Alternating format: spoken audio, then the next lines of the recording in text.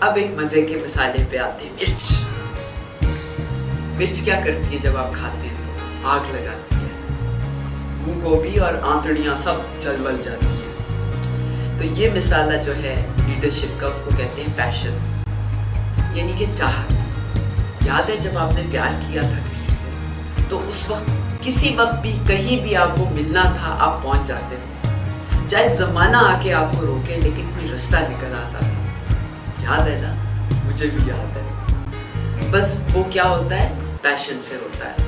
اس کو اردو میں کہتے ہیں خپت۔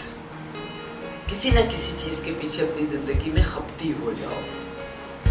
عشق تو بہت اونچا درجہ ہے، لیکن کسی نہ کسی چیز سے پیار کرو گے تو تمہارے اندر کی سارے انجن، موٹر، ٹربو سب چارج ہو کے خود ہی چلنا شروع ہو جائیں گے۔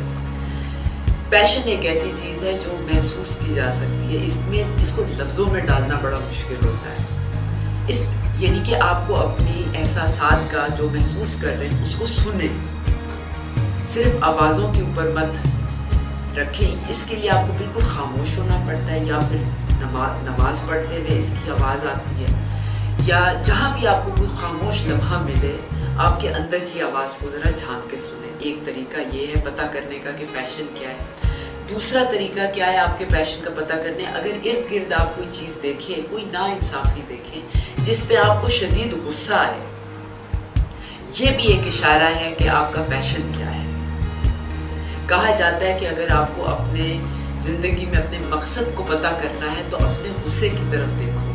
اس لیے اللہ نے اپنا نام ایک رکھا ہے القہر، یعنی غصے والا، کیونکہ صرف اس چیز پہ آپ کو غصہ آئے گا جس کو آپ اہمیت دینا چاہتے ہیں۔ میرے بچے اگر کوئی گڑبڑ کرتے ہیں تو مجھے غصہ کیوں آتا ہے؟ کیونکہ مجھے ڈر ہوتا ہے یہ خود کو چوٹ نہ لگا دیں، ان کو تکلیف نہ ہو، اس لیے ماں کے طور پہ میں غصہ کرتی ہوں۔ تو پیشن ان طریقوں سے پتہ چلتا ہے۔ چھوٹی اور پریکٹیکل مثال یہ کیا ہے کہ اگر اس کمرے میں بتیاں جل رہی ہوں اور اس کمرے میں کوئی نہ ہو اور میں بھی باہر جا رہی ہوں، تو اگر مجھ میں پیشن یا کیئرنگ نہیں ہوگی تو میں کہوں گی میرے بلب تھوڑی جل رہے ہیں، اسٹوڈیو کے ہیں، مجھے اس سے کیا بجلی جائے۔ لیکن اگر مجھے غصہ آتا ہے کہ اس کمرے میں کیوں بلب جل رہے ہیں، یہاں تو کوئی بھی نہیں ہے، تو میرا جسم اگین خود ہی واپس مڑ کے آتا ہے، کہیں نہ کہیں سے سوئچ ڈھونڈ کے میری انگلی اس کو آف کر دیتی ہے۔ لیکن یہ ضرورت، یہ طلب آپ اپنے اندر سمجھیں گے، ذرا اس آواز کو موقع دیں۔ پیشن صرف یہ نہ کہیں کہ جی چاہ رہا ہوگا تو کریں گے۔ ایک ہماری یہ بھی بیماری ہے، جی نہیں چاہ رہا آج اس لیے نہیں کرنا۔ اب یہاں پر پیشن کا دوسرا پہلو آتا ہے جس کو کہتے ہیں ڈیوٹی، یعنی فرض۔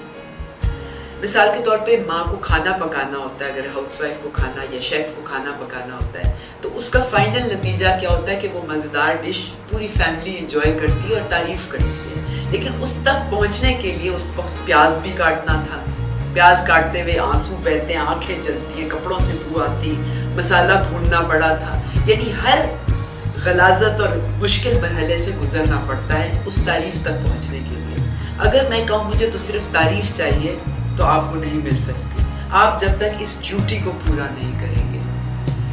اب ان دونوں کو جوائن کہاں کرتے ہیں؟ جوائن یہاں ہوتی ہے کہ اگر آپ اپنی ڈیوٹی کو پیشن بنا لیں تو وہ لیڈرشپ ہوتی ہے۔ اگر آپ اپنی ڈیوٹی کو عذاب سمجھیں گے اور صرف اس آؤٹ کم کی یعنی تعریف کے لیے کریں گے تو آپ کی زندگی کھوکھلی ہوتی چلی جائے گی۔ ان دا بگ پکچر، بڑی تصویر اس کی کیا ہے، جو آپ اس کو چھوٹے چھوٹے مرحلوں پہ نہ رکھیں، بڑی اس پہ دیکھیں، کیونکہ ہمارے نبی صلی اللہ علیہ وسلم نے، جیسس کرائسٹ نے، حضرت موسیٰ نے، سب نے ہمیں کیا کہا ہے کہ آخر میں آپ کو انعام مل جائے گا، جنت کا انعام مل جائے گا۔ تو یہاں کی چھوٹی چھوٹی تعریفوں کی فکر نہ کریں، آپ کو یقین ہونا چاہیے کہ جو آپ کام کر رہے ہیں اس میں جو تعریف اگر یہاں نہیں ملتی تو ادھر نوٹ ہو چکی ہے، اور باقی اپنا فرض پورا کریں، وہ پیشن میں مزہ آتا رہے گا۔ پیشن کا ایک خطرہ بھی ہے، آگ لگانے کی میں نے مثال دی تھی کہ مرچیں آگ لگاتی ہیں۔ خپت کے ساتھ آپ اپنے اس کو ضبط بھی کرنا پڑے گا، کیونکہ زمین سے اگر ایندھن نکلتا ہے اور اس کو پائپ میں نہ بند کیا جائے تو وہ پیٹرول ہو، گیس ہو، وہ ہوا میں ایویپوریٹ ہو کے ضائع ہو جاتی ہے۔ وہ خپت کو ضبط کیا جاتا ہے، اس انرجی کو پھر وہ گاڑی کی ٹینکی میں آتی ہے تو گاڑی چلتی ہے یا چولہا جلتا ہے, ہانڈی پکتی ہے, یعنی ضبط کرنا پڑتا ہے. اکثر ہم دیکھتے ہیں کہ ہمارے معاشرے میں کوئی چیز لوگ اتنے پیشنٹ ہو جاتے ہیں کہ پھر خود ہی عمارتوں کو آگ لگا رہے ہوتے ہیں, شیشے توڑ رہے ہوتے ہیں, کسی اور اپنی گاڑی کا نہیں کسی اور کی گاڑی کا, اور نقصان ہو جاتا ہے ہمارے معاشرے کا. یہاں پر ضرورت ہوتی ہے ضبط کی. اگر آپ صرف خبط اور ضبط میں رہیں گے تو آپ کی میں آگے رہے گی. ایک اور تیسری چیز چاہیے آپ کو, اور وہ ہے ربط. ربط آپ کو اپنے میں سے آگے لے کے جاتی ہے اور ایک نیٹ ورک بناتی ہے, آپ کے گرد اور لوگ شامل ہو جاتے ہیں. تو KZR 3 چیزیں یاد رکھیں, خبط, ضبط اور ربط.